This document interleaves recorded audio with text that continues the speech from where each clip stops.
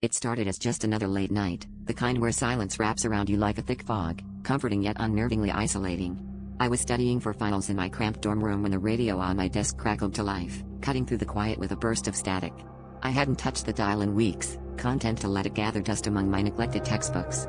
But tonight, the static seemed different, almost purposeful, as if it were whispering secrets in a language I couldn't quite grasp. As I leaned closer, a pattern began to emerge, a series of dots and dashes that seemed oddly familiar, like a forgotten melody from my childhood. It hit me like a jolt, Morse code. And then my heart froze as I deciphered the message. It was spelling out my name.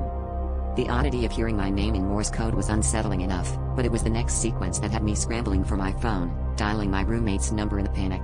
Leavenow, it urged with mechanical precision, each word punctuated by the eerie silence that followed. My roommate was out of town, leaving me alone to face whatever unseen threat loomed. I glanced around the room, the shadows in the corners seeming to stretch and twist under the dim glow of my desk lamp. Was this some kind of prank? But who could have orchestrated it? And why did the urgency in the message feel so real, so immediate? Driven by a mixture of fear and curiosity, I gathered my things and bolted for the door, the radio's ominous message echoing in my mind.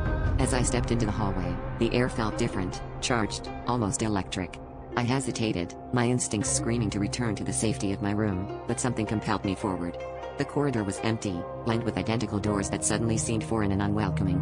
As I reached the stairwell, the emergency lights flickered, casting erratic shadows that danced like specters on the walls. I paused, my heart pounding in my chest, when my phone buzzed violently in my pocket. The message was from an unknown number, and it read simply, "Do not ignore the warning." My hands shook as I read it, the reality of my situation crashing over me like a tidal wave. I raced down the stairs and burst into the night air, the cool breeze a stark contrast to the oppressive atmosphere inside.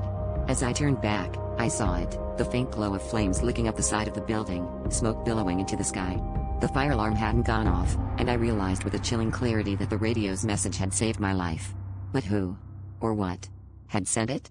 As I stood there, watching the inferno consume my dorm, I couldn't shake the feeling that something, or someone, was still watching me, lurking just beyond the veil of reality.